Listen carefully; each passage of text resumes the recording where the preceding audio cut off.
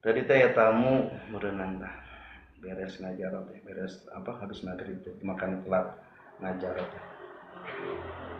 Ngajar telat jam 8 baru beres, dah pada waktunya ada tamu dari Kalimantan, cuman dia tinggal di Depok, langsung kosnya di Depok.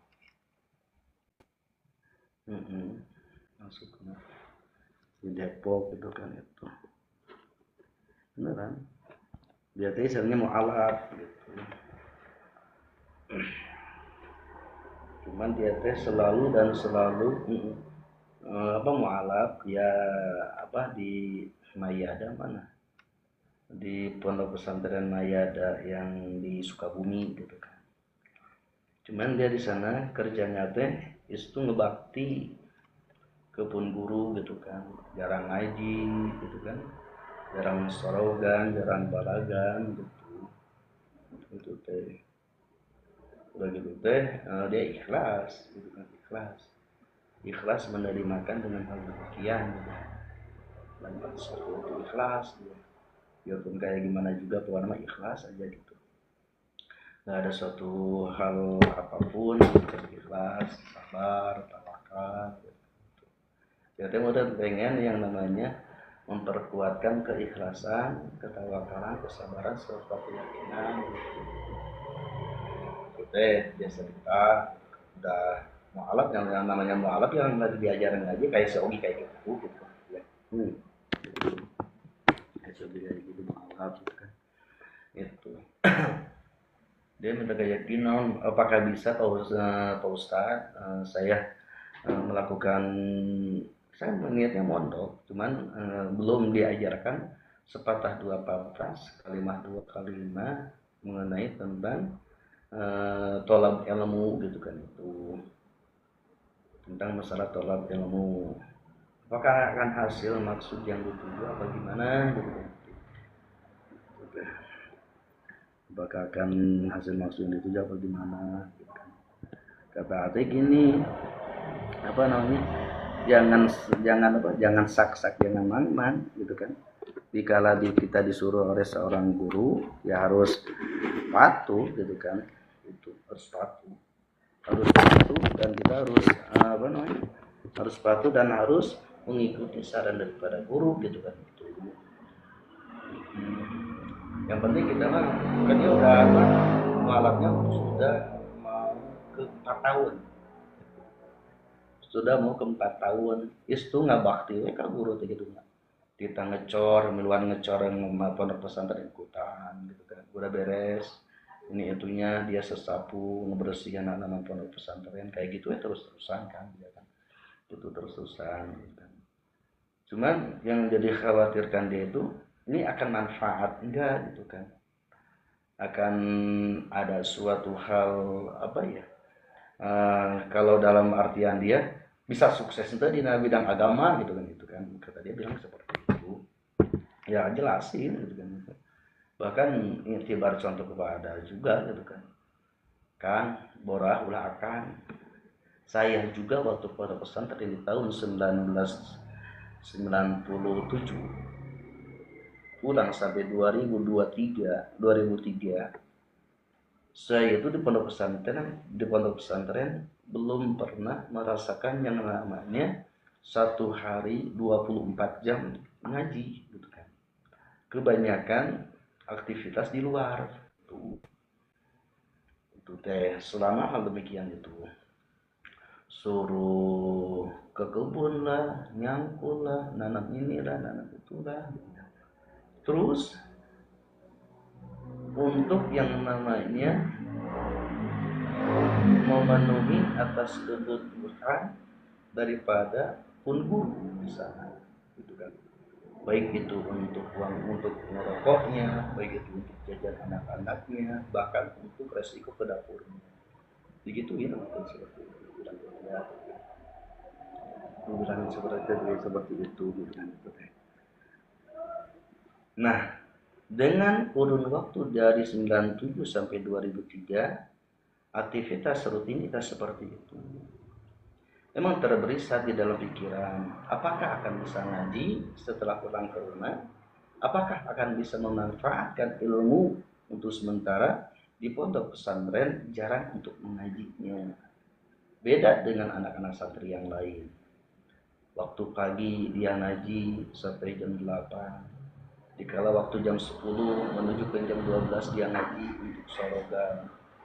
Kalau di waktu jam 12 setelah selesai sholat zuhur dia ngaji sampai jam 2. Dikala waktu asar, sholat asar berjamaah dia ngaji sampai jam setengah 6. Bahkan maghrib terus sorogan, gitu kan kita hafalan disetorkan, terus pada isya jam 8 mulai sampai jam 10 terus selama waktu 24 jam terus dipakai ngaji.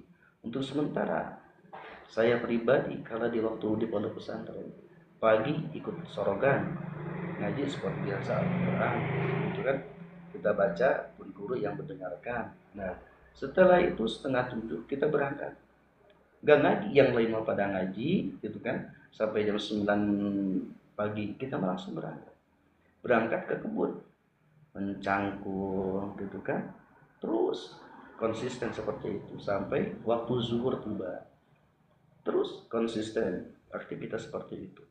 Setelah selesai mencangkul di kebun, kita ada yang namanya disuruh sama pun guru untuk silaturahmi kepada kenal-kenalannya, kepada sahabat-sahabatnya, baik itu dalam bidang ekonominya, baik itu dalam bidang sosialnya, kita disuruh silaturahmi, gitu kan itu.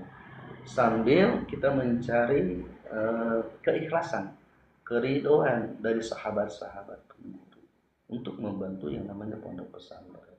Nah, setelah hal demikian terus berkelanjutan, bahkan pulang dari kita silaturahmi ke teman-teman sahabat-sahabat pun guru dan saudara-saudara pun guru yang ada di sekitar wilayah Cianjur, kita sapa, kita sambangi, kita datangi, kita silaturahmi, gitu kan? Ya alhamdulillah, Allah memberikan suatu milik rezeki untuk yang namanya kebutuhan daripada pun guru. Entah itu orang, entah itu untuk beli rokoknya, kopinya, bahkan untuk jajan anaknya, bahkan untuk yang namanya resiko dapur. Terus dan terus. Untuk sementara terbersih di dalam pikiran saya pribadi ini ya Bang ya, gitu kan. Terbersih dalam pikiran saya pribadi. Apakah akan selamanya kegiatan rutinitas seperti ini? Untuk sementara ngaji pun belum bisa. Kalau waktu di pondok pesantren ya, kalau waktu di pondok pesantren, saya belum bisa ngaji. Untuk ilmu kalamnya, untuk ilmu nahunya, untuk ilmu sorobnya, untuk ilmu balagnya, untuk ilmu manteknya, untuk ilmu hadisnya, belum hafal sama sekali. Bahkan nggak mengetahui dengan hal demikian. Tapi dengan keajaiban, dengan kemustajaban, dengan keagungan daripada ridho guru kepada saya pribadi, dan siap saya untuk melakukan suatu aktivitas rutinitas sebagaimana diperintahkan oleh guru.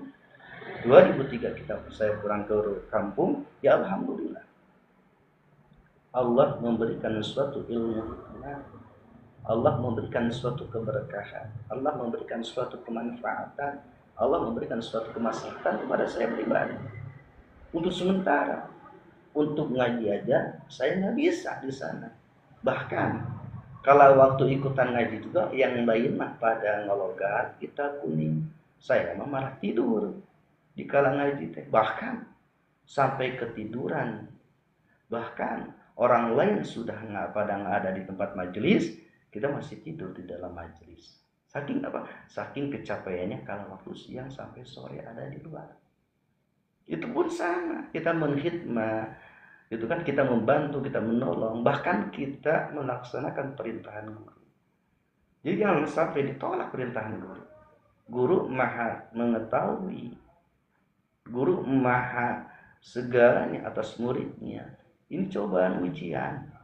Nah saya pun beranggapan seperti itu. Emang di kala waktu di pondok pesantren kita merasa ragu-ragu.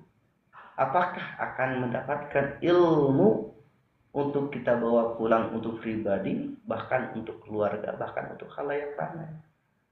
Nah, aku yakin aja kita kepada Allah dan kepada perintah seorang guru. Tidak semata-mata pun guru memerintahkan.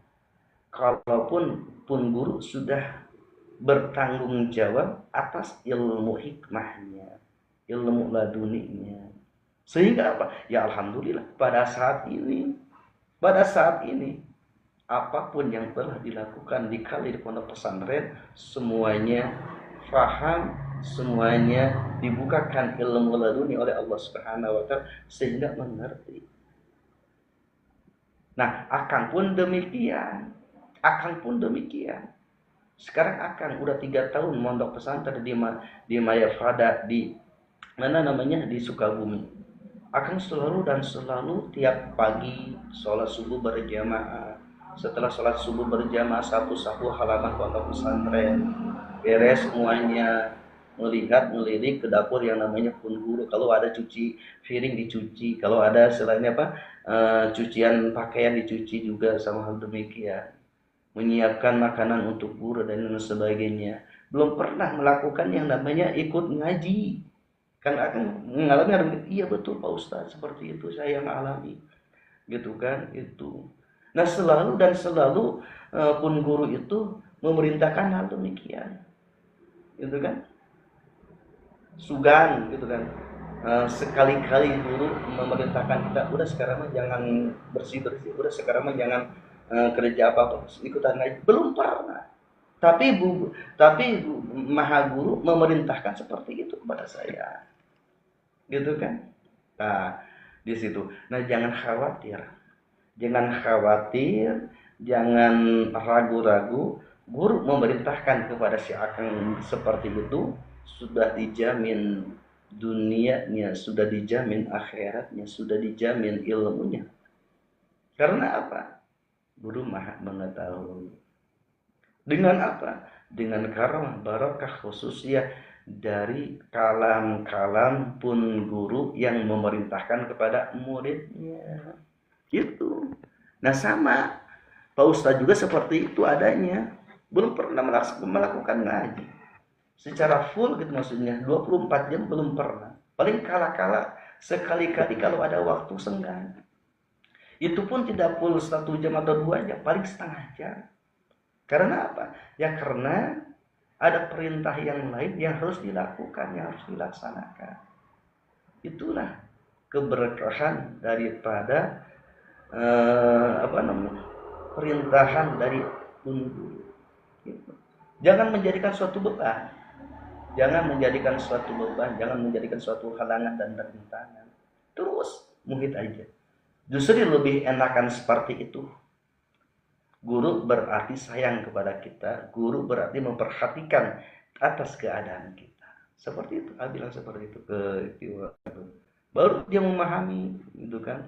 Baru dia yakin, hakul yakin, gitu kan, atas apa yang dia telah lakukan seperti itu.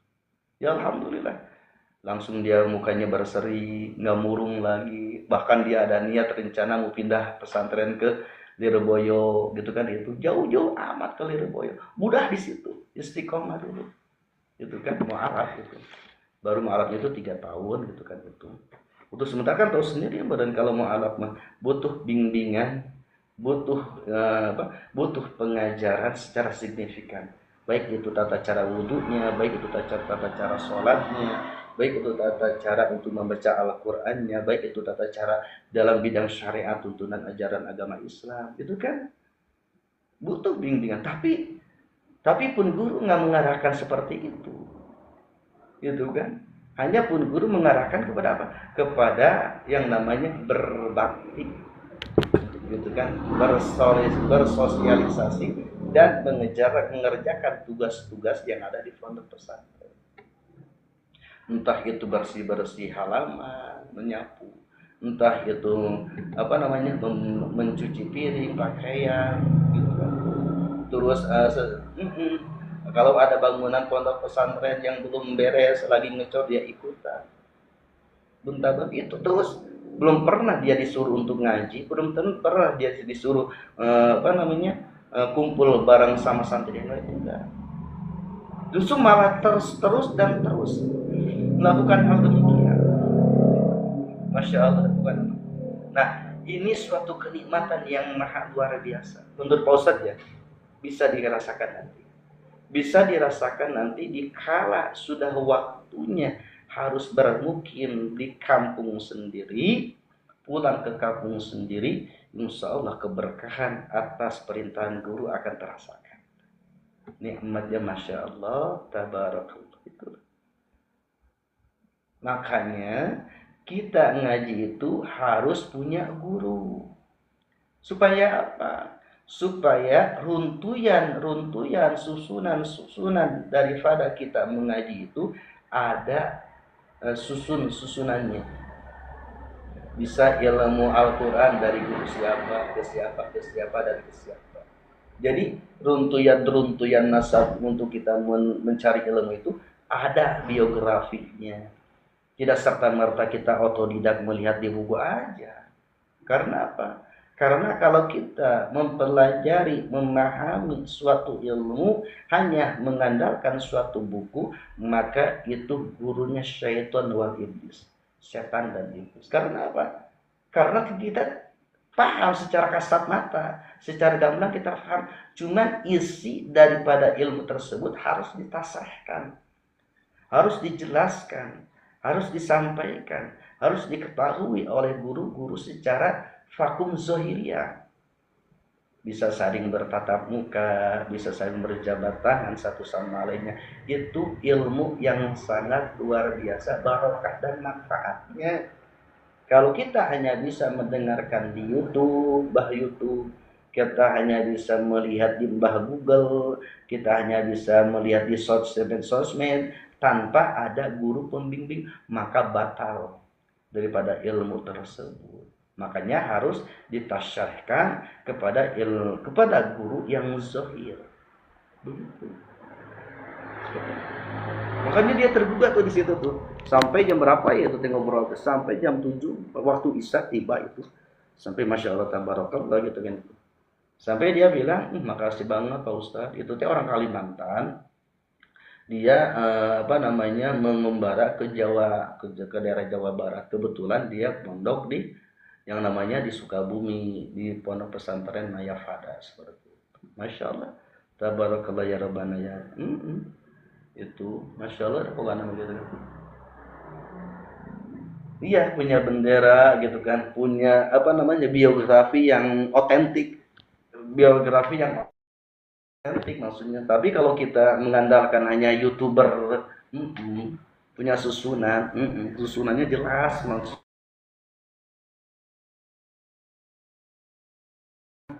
Dalam artian gampang itu apa? Ya kita tinggal jelasin. Sagu tuh nak kalau ditanyain coba. Ngajiannya di mana gitu kan eta. Ya menang ieu di saha kan. Kita bisa menjawab kan. Gitu kan. Maha guru abdi dipun guru abdi teh iya kan bisa menjelaskan seperti itu.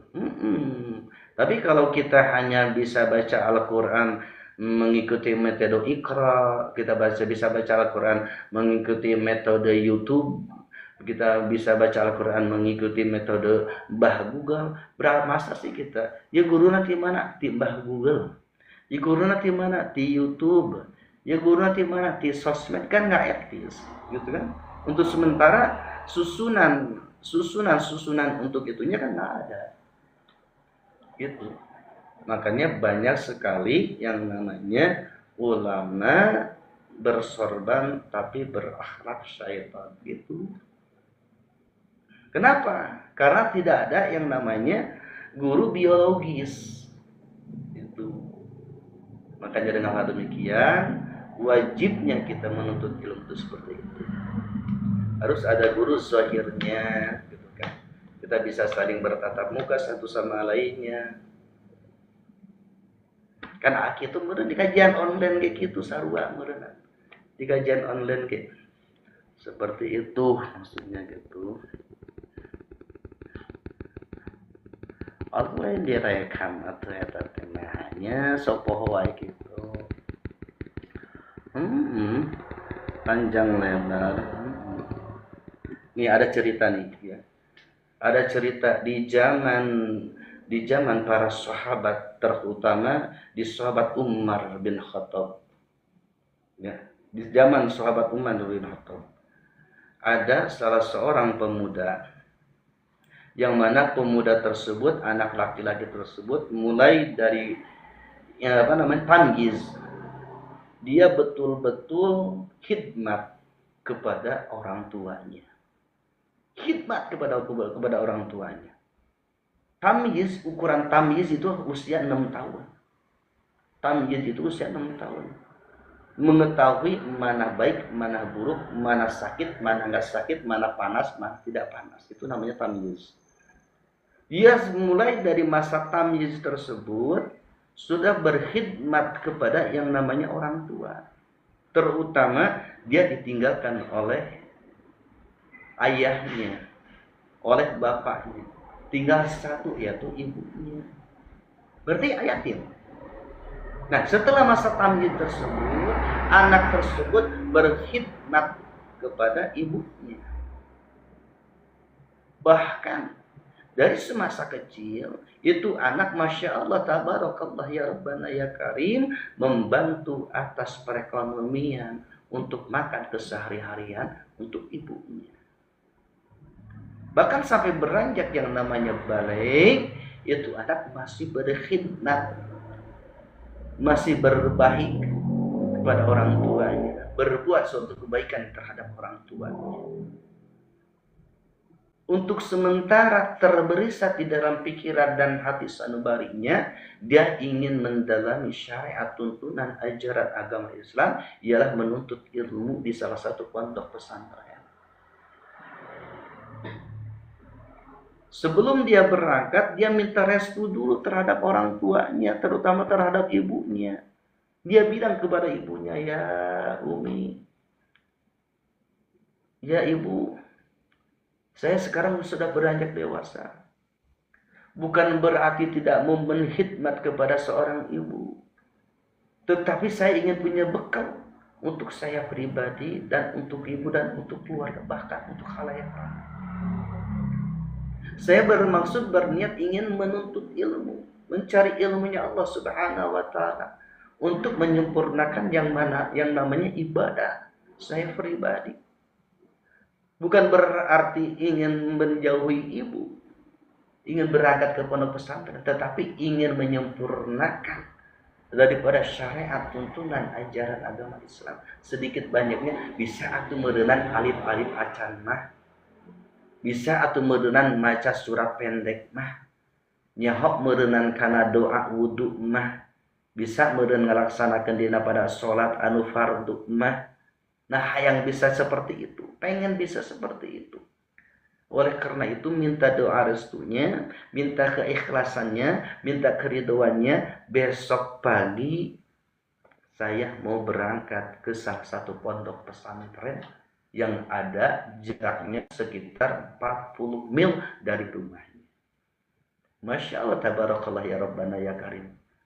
Berlinanglah air mata seorang ibu, merasa khawatir, merasa takut seorang ibu dengan mendengar anaknya gitu kan, anaknya pengen mondok pesantren di salah satu pondok pesantren. Tapi alhamdulillah, dengan keberatan hatinya, kesedihan hatinya, seorang ibu meridhoi, mengikhlaskan, dan doa restu selalu menyertai anaknya untuk berangkat ke salah satu pondok pesantren. Singkat cerita, datang pagi anak tersebut berangkat dari rumahnya. Sebelum berangkat, mencium tangannya, menyuuh, kurang mah kumaha gimana ya, betul-betul berkhidmat kepada orang tua sampai dia perlu berangkat ke salah satu pondok pesantren. Sumujud minta doa, berangkat. Kalau zaman sekarang kan pakai motor ya, pakai mobil. Dulu kan nggak berjalan kaki. Jadi menggunakan betul-betul jasa dia, memanfaatkan kaki untuk berjalan dari rumah. Jaraknya itu 40 mil, jauh, bukan kilometer, mil. Masya Allah, tabarakallah ya Rabbana. Singkat cerita, sampailah di pondok pesantren tersebut. Sampai di pondok pesantren tersebut. Kebetulan di pondok pesantren tersebut itu ada salah satu perkara masalah kehilangan. Kehilangan salah satu barang yang sangat disukai, yang sangat dicintai, masuk ke dalam salah satu kotoran atau tempat pembuangan BAB. Itu. Jadi capsiteng, masuk ke capsiteng yang berupa cincin batu ali. Ya kebetulan cincin batu ali itu kesayangan daripada Maha Guru, jatuh masuk ke sumur yang mana sumur tersebut penampungan daripada kotoran-kotoran capsiteng. Untuk sementara semua para santri pada nggak mau, bahkan disuruh juga nggak mau gitu kan, apalagi untuk masuk ke dalam tempat yang sangat kotor tersebut gitu kan. Bagaimana gitu kan, bisa-bisa pingsan atau akhirnya mati gitu kan. Itu semua santri pada nggak mau. Singkat cerita, pemuda tersebut mau mendekati kepada wilayah pondok pesantren. Masya Allah, tabarakallah ya Rabbana ya Karim. Sampai di halaman pintu pondok pesantren, kaget si pemuda tersebut. Kenapa riuh? Kenapa gaduh di pondok pesantren? Ternyata pas diselidiki, didekati, ternyata ada salah satu barang yang dicintai hilang atau masuk ke dalam capsiteng tersebut.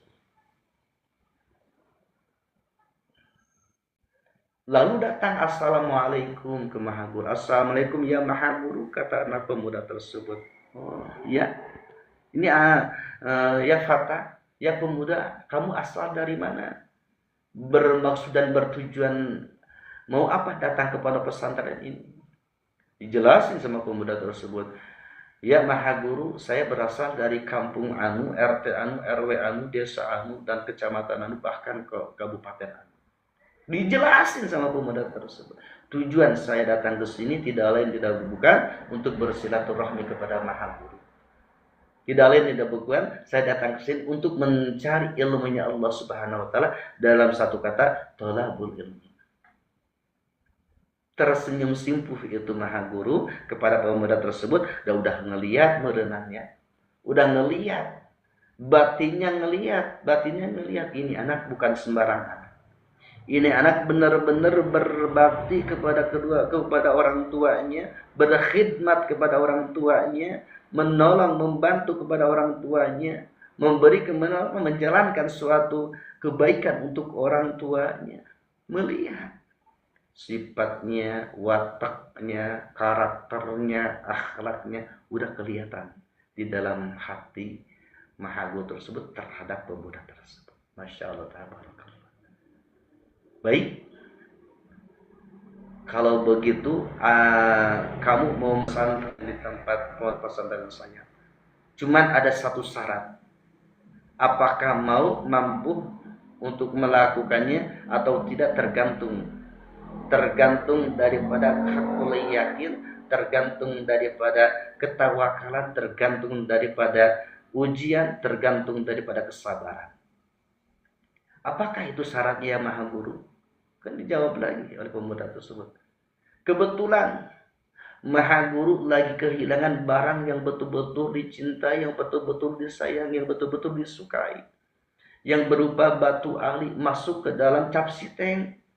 Untuk sementara semua para santri tidak mau untuk mengambilnya di dalam capsiteng tersebut.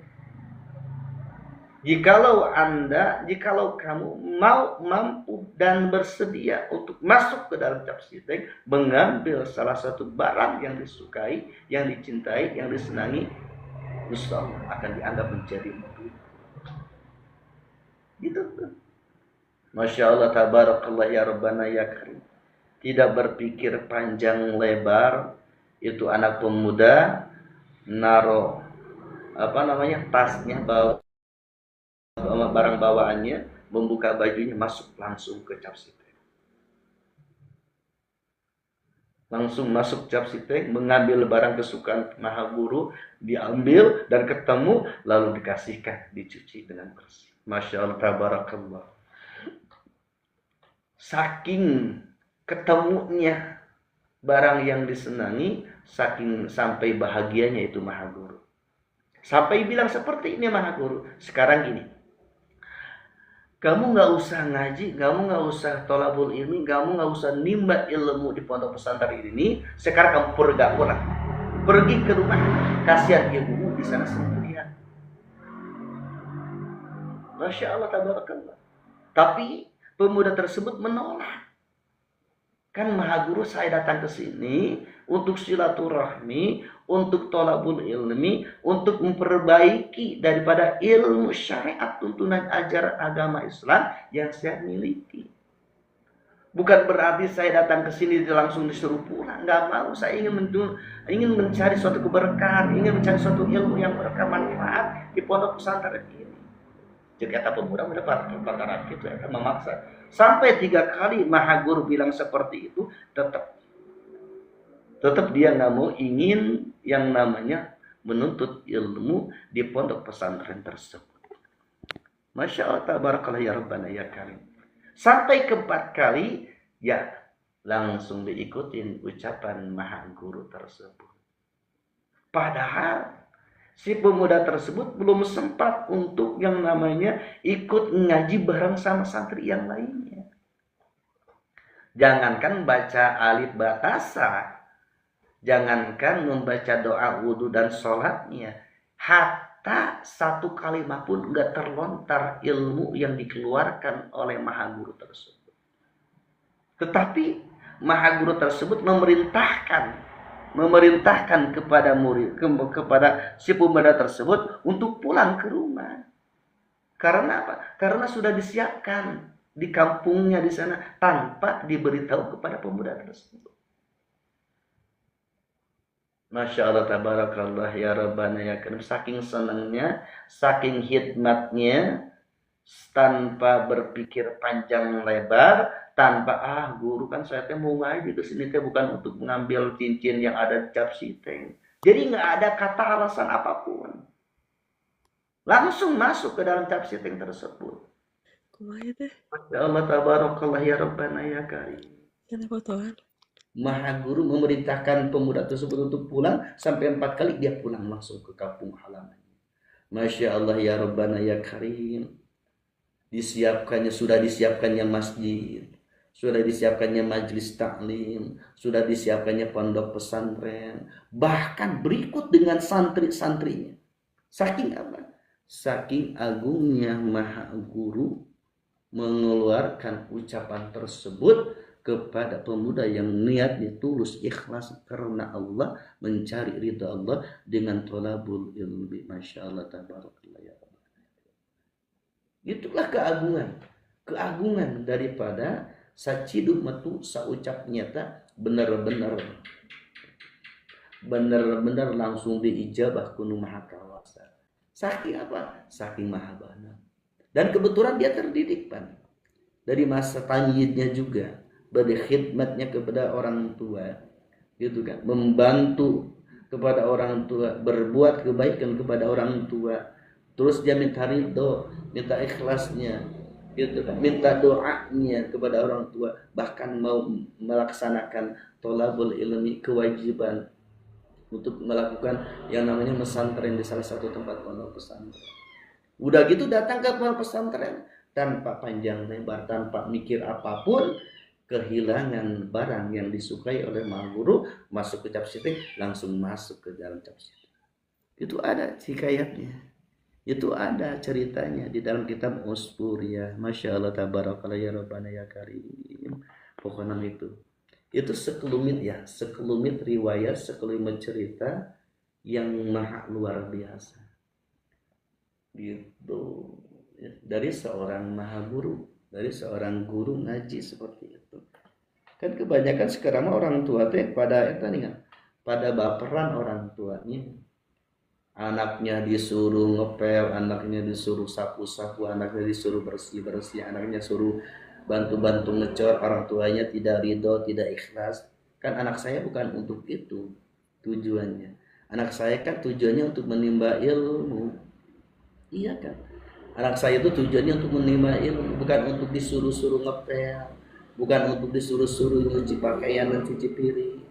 bukan untuk disuruh yang namanya ikutan ngecor, bukan, untuk ngaji. Kata orang tua yang seperti itu. Untuk sementara maha guru mengetahui, maha guru. Makanya orang tua jangan sampai baperan pedah anak-anak digawekeun langsung dipindahkan ngajina ulah gitu, moal manfaat ilmuna ari anak itu gitu. Nah, can digawekeun cenah anak urang di imah ge tara gawe urang tara digawekeun pas sakumaha lobana seuseuhan sakumaha lobana kukumbahan can pernah digawekeun kitu eta. Nah, di pondok pesantren buatkeun diadu belajarkeun kitu eta tanagana disiksa pikiranna sumawa waktuna tersita dengan melakukan yang namanya yang namanya pekerjaan di pondok pesantren. Dipindahkeun budak teh moal di dieu naon kitu mas pesantren teh lain titah ngaji ka titah gawe kitu eta. Nah, jangan seperti itu. Salah. Orang tua memiliki pemikiran tersebut itu salah. Karena apa? Karena guru itu maha mengetahui. Iya. Nanti kalau pengen dirajakan mah dikala kita udah sukses, dikala kita sudah mampu, dikala kita sudah mapan baru pengen dirajakan. Ya. Gitu. Jadi berakit-rakitlah ke hulu, berenang-berenang kemudian. Bersakit-sakitlah dahulu, bersenang-senang kemudian. Itu. Jadi berakit-rakit ke hulu teh susah payahnya, capek ini itunya jalani aja dengan tenang. Jalani aja dengan kesabaran, jalani aja dengan ketawakalan, jalani aja dengan keikhlasan. Capeknya kayak gimana, rumitnya kayak gimana, pusingnya kayak gimana, menelusuri suatu kehidupan. Baik itu dengan kita berkasbi, baik itu dengan kita bertolabul ilmi di majelis ta'lim, capeknya, lelahnya, ngantuknya dan lain sebagainya, berakit-rakit ke hulu, terus berenang-renang kemudian, terus jalankan, terus telusuri, terus lakukan, terus amalkan, gitu kan? Itu bersakit-sakitlah dahulu, sakitna capena karasa kana embun-embunan gitu eta sumarambah kana bayah, tapi bersenang-senang